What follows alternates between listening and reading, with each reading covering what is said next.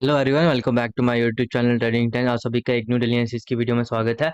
Bank Nifty अगर आप देखो तो फाइनल क्लोजिंग हमें देखने को मिलती है 52,568 पे। और बैंक निफ्टी अगर आप देखो कल की क्लोजिंग से आज लगभग 143 पॉइंट पॉजिटिव में क्लोज हुआ और कल की क्लोजिंग से ऊपर जाके क्लोजिंग की है। देखो कंटिन्यूसली आपको मैं जैसे बताता हूँ, कल माइन थोड़ा सा नेगेटिव में क्लोज किया था, आज वापस इसने पॉजिटिव में क्लोज किया। ओवरऑल जो ट्रेंड है वो कहीं ना कहीं बुलिश है।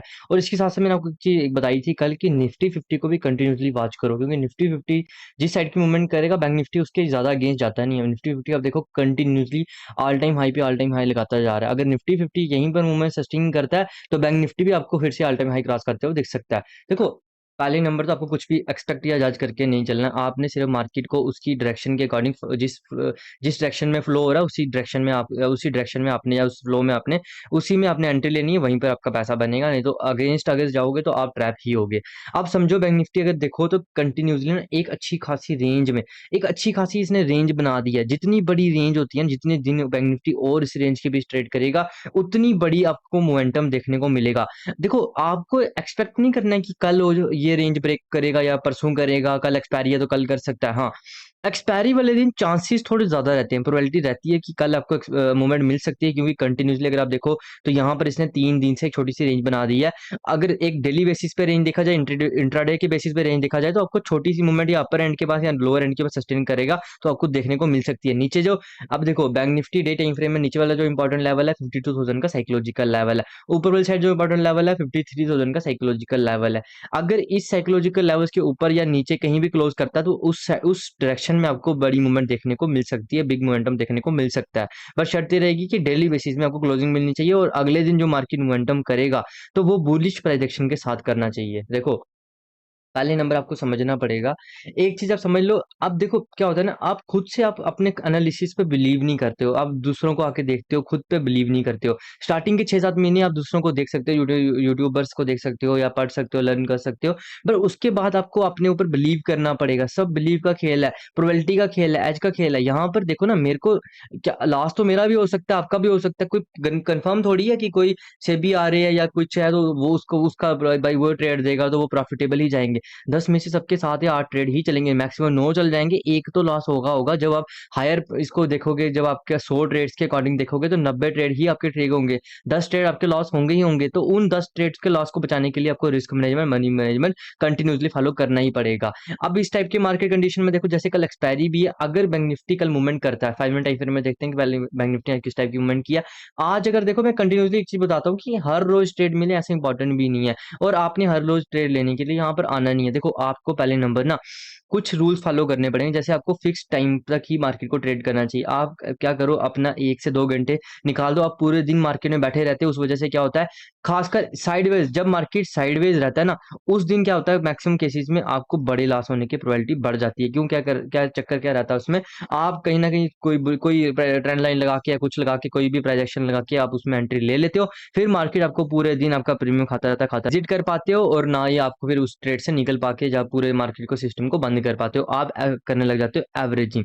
जब आप एवरेजिंग करने लग जाते हो तो कहीं ना कहीं आपका बड़ा लॉस लॉस हो जाता है। और ये चीज समझनी पड़ेगी, कंटिन्यूसली आपको हर दिन ट्रेड नहीं मिलेगा। जब तक बैंक निफ्टी 1 डे में रेंज बना रहा है, रेंज के अंदर है, तो आपको उस रेंज के ब्रेकआउट या ब्रेकडाउन का वेट करना चाहिए। जब मार्केट ब्रेकआउट या ब्रेकडाउन देगा उसके बाद ही आपको बड़ी मूवमेंट देखने को मिलेगी, उससे पहले आपको बड़ी मूवमेंट देखने को नहीं मिल सकती।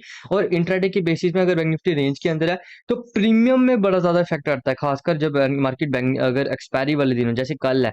कल मूवमेंट क्यों मिल सकती है, जैसे मैंने आपको बताया भी था। अब ये दो हमारे पास अगर 50 मिनट टाइम फ्रेम में चलते हैं तो हमारे पास एक अच्छी खासी ये एक रेंज बन चुकी है।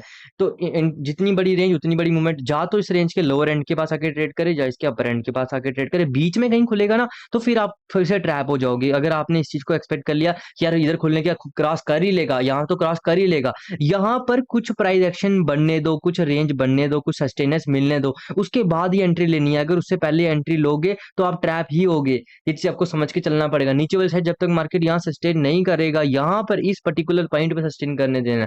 देखो एक कंडीशन होती है कि बैंक निफ्टी अगर 1-1.5 घंटा यहाँ पर सस्टेन, थोड़ा सा ऊपर भी सस्टेन करे, 2-3 घंटा सस्टेन करे, तो यहाँ पर अर्ली एंट्री भी हम ले लेंगे। बट क्या होता है, स्टार्टिंग के आप टाइम पे आप क्या करो कि आप पर्टिकुलर एक लेवल के पास ही, यहाँ पर जब बैंक निफ्टी सस्टेन करेगा या जहां बैंक निफ्टी सस्टेन करेगा, दोनों में से किसी पॉइंट पे सस्टेन करेगा तो आप देखो इस डायरेक्शन में ट्रेड लेना। अगर बैंक निफ्टी यहाँ पर बेरिश डायरेक्शन बना के आराम से नीचे आता है तो क्या रहेगा कि आप यहाँ पर कहीं न कहीं मार्केट की जो मोमेंटम होगी ना वो काफ़ी स्लो होगी। जब मार्केट की मोमेंटम स्लो होती है तो आपका प्रीमियम नहीं बढ़ता, ऐज़ एक्सपेक्टेड आपका प्रीमियम बढ़ता नहीं है। और ख़ासकर अगर वेडनेसडे है तो प्रीमियम और तेज़ी से गिरता है कि अगर मार्केट की मोमेंटम स्लो है। स्लो मूव में आपको पैसा बीइंग ऑप्शन बायर आप नहीं बना पाओगे, फिर आपको ऑप्शन सेलर की तरह नज़र से सोचना पड़ेगा।